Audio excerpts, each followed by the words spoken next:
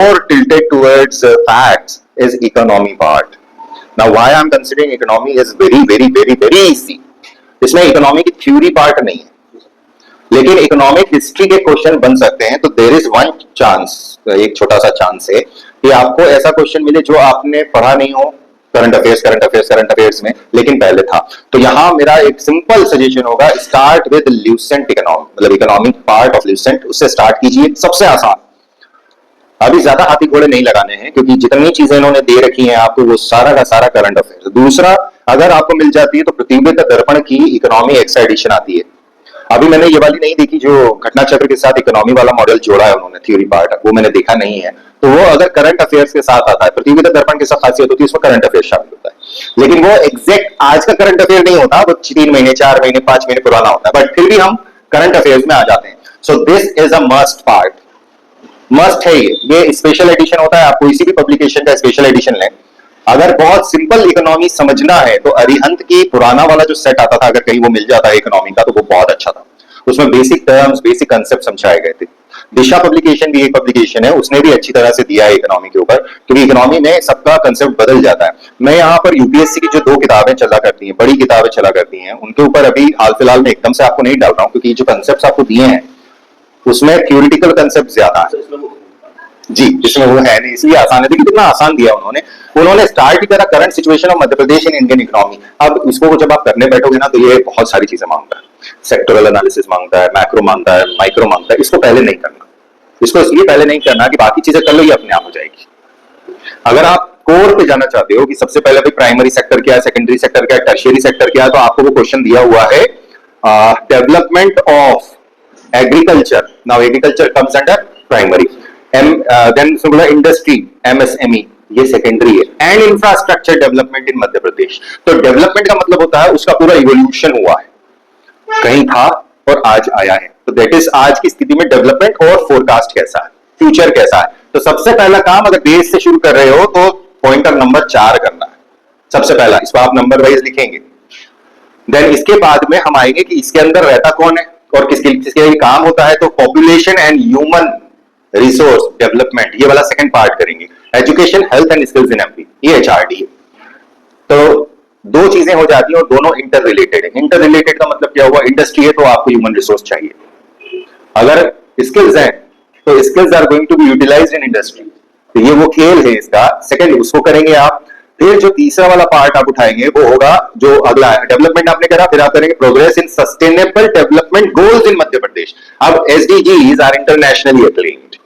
आप उन एसडीजीज के हिसाब से आपको काम करना है. तो एसडीजी किस प्रकार से करते हैं, तो थर्ड पार्ट पे डेवलपमेंट तो कर रहे हो, डेवलपमेंट किस तरीके से करना है, तो वो आइडिया. तो सस्टेनेबल डेवलपमेंट गोल, ये तीसरा पॉइंटर बनेगा आपका. इसके बाद में आप जब डेवलप कर रहे हैं हम, तो हम कहां से डेवलप करना चालू कर रहे हैं, हम ग्रास रूट से डेवलप करना चालू कर रहे हैं, सस्टेन करना चाह रहे हैं. तब आप कूदेंगे सेल्फ रिलायंट, आत्मनिर्भर मध्य प्रदेश और ओडीओपी पर, 1 डिस्ट्रिक्ट 1 प्रोडक्ट पर. ये भी डेवलपमेंट का पार्ट है. इसके अंदर एग्रीकल्चरल प्रोडक्ट भी हैं, इसके अंदर इंडस्ट्रियल प्रोडक्ट्स भी हैं, अलग अलग जगह के अलग अलग प्रोडक्ट हैं. और शुरुआत में हमने एक डिस्ट्रिक्ट पे एक प्रोडक्ट दिया है, कुछ जगहों पे 2 भी हैं, 2 से अधिक भी हैं. तो इसकी चिंता नहीं करना कितनी है, ये करा देंगे, बहुत आसान है. उसी के बाद में आपको करना है आईपीआर, इंटेलेक्चुअल प्रॉपर्टी राइट्स इन मध्य प्रदेश. ये भी करंट अफेयर्स का है. अब जब आप ये सारे कर लोगे तो automatically current situation of Madhya Pradesh in Indian economy हो गई. यहां सिर्फ कंपैरिजन करना है, जितना फैक्ट एमपी का निकाला है उसको कंपेयर करना है with respect to Indian states कितना है. और यहां आपको नीति आयोग की स्टेट रेलेवेंस वाली रिपोर्ट्स पे काम करना है. Economic survey report of Indian national report उसके ऊपर और स्टेट की रिपोर्ट पे काम करना है. और अगर अधिक आप पढ़ चुके हैं, ये सारी चीजें आपको आती हैं और इनके ऊपर आप थोड़ा सा अधिक ज्ञान लेना चाहते हैं, तो आई होप कि कुरुक्षेत्र और योजना नाम की मैगजीन्स आती हैं, वो आप पढ़ रहे होंगे. सो इकोनॉमी के अंदर वो 2 एडवांस लेवल के ऊपर होती हैं कि हमसे एक भी सवाल गलत ना हो. जनरली हम यहाँ पे ये नहीं बोल रहे कि आप उठाइए इकोनॉमिक टाइम्स पढ़ने की कोशिश करिए, या वो यूपीएससी के लिए ठीक है क्योंकि वहां वेरिएशन चलता है. इकोनॉमी डीप जाता है, इकोनॉमी के अंदर क्वेश्चन लाइन बाय लाइन आते हैं, इसलिए वहां पर वो जरूरी होता है कि हाँ आप पढ़ रहे हैं, हिंदू पढ़ रहे हैं तो ये नहीं हिंदू पढ़ रहे हैं आप, उसमें लैंग्वेज भी आती है और पेपर के लाइन टू लाइन पे क्वेश्चन क्या आते हैं. हमारे यहाँ ऐसा नहीं है. तो कीप इट सिंपल. इतना सिंपल है और यहाँ से आपको उम्मीद है 4 से 5 क्वेश्चन की. तो व्हेन इट इज इजी तो माथा फोड़ना नहीं है. इसमें जो टफ पार्ट है, जिसकी वीडियोस मैंने आपको ओपन करके दे दी हैं, आपसे बोला है कि उसको देखना चालू करें इकोनॉमी की, वो इसलिए है क्योंकि बेसिक इकोनॉमी आपको अब नहीं दिया है, वो आपको आना चाहिए. किस तरह से आना चाहिए, उसमें फ्लो कैसा बनता है, what is production, what is distribution, what is consumption. Everything boils down to this thing, only this thing. अगर हम बड़े लेवल से छोटे लेवल की तरफ देखेंगे तो उसे हम बोलते हैं मैक्रो, बड़े बड़े बात। अगर हम व्यक्तिगत तौर से इंडिविजुअल से थोड़ा सा बढ़ने की कोशिश करते हैं तो हम उसे बोलते हैं micro. Macro level micro level पढ़ना नहीं, इतनी मोटी मोटी किताबें रखी, डर लगता है कि जिस दिन सिलेबस में आ गया उस दिन मैं पढ़ लूंगा, उसके पहले मैं नहीं पढ़ रहा, मैं मट्ठा हूं तुम्हारे जैसा। हमें इतना करना है, तो ये काम अगले हफ्ते से शुरू करूंगा और फटाक से खत्म करूंगा। इसमें टाइम नहीं लगेगा, ट्रस्ट में, इसमें बिल्कुल टाइम नहीं लगेगा, क्योंकि कुछ नहीं पढ़ाना है। आईपीआर पूरा पॉइंटर दिया है, आईपीआर बहुत छोटे से हो जाए। एसडीजी बहुत लंबा है, मेरे नोट्स में से पिछली बार सवाल आ गया, मैंने एसडीजी बहुत अच्छे से पढ़ाया था। आई हैड दैट इंट्यूशन कि इस बार गहराई में क्वेश्चन आया, क्वेश्चन भी वैसे ही आया। वो थोड़ा सा है, तो आप बोलोगे तो वीडियोस में आपको दे दूंगा, उसके आप आराम से शुरू कर सकते हो। इसको तो मुझे लेना है, ये मैं अपडेटेड वर्जन में लूंगा। अब आप इंडिया के लेवल पर आओ तो उन्होंने बोला recent trends in Indian economy, ऊपर क्या बोला है, current situation of Madhya Pradesh with respect to India, तो इंडिया करोगे तो वो ऑटोमेटिकली कंपेयर हो जाएगा। तो इन्होंने बोला recent trends in Indian economy, agriculture में ट्रेंड किधर जा रहा है। ट्रेंड का मतलब है फोरकास्ट का रास्ता कैसा है। फोरकास्ट कहां करा था तुमने, यहां करा था। तो अगर इस क्षेत्र में 10 साल पहले 15 साल पहले तुमने कोई प्रोग्राम चालू किया, कोई पॉलिसी लेकर आए किसी भी खास चीज की, वो आज चलते चलते चलते यहां हो गई, तो अब दिशा कैसी दिख रही है। तो एग्रीकल्चर में ट्रेंड क्या है, नाउ ट्रेंड सॉर्ट से आता है।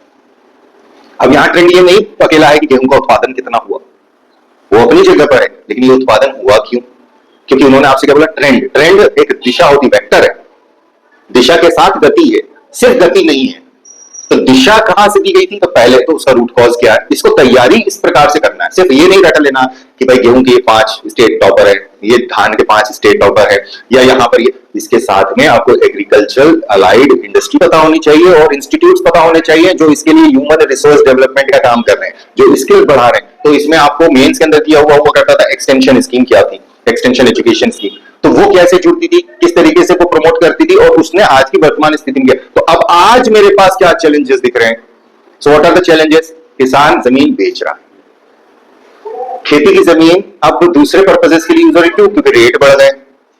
खेती की जमीन खेती करने के लिए अब अगर खरीदने जाओगे तो बेवकूफी कहलाती है कि अब वो नहीं पुसाएगा, आपको खेती में इतनी कमाई नहीं होती। सो ट्रेंड क्या है, trend is shifting the population from agriculture to others.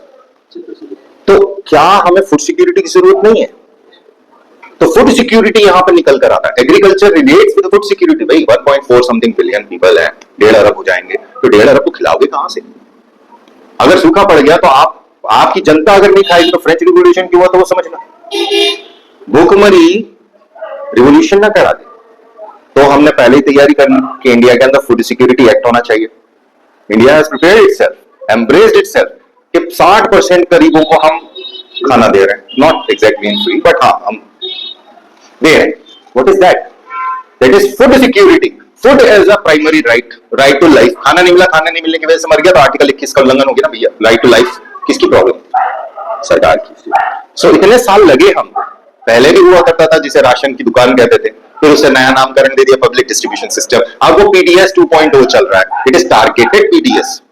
यानी बचपन में मुझे मालूम है कि मेरा नाम बच्चे के तौर पे मेरे राशन कार्ड में जुड़ा हुआ था, है ना, दादी का कार्ड था, उसके अंदर सारे बच्चे उनके उनके पोता पोती सबके नाम जुड़ाया कर रहते थे। अब मेरा राशन कार्ड नहीं है, frankly speaking I don't have ration card.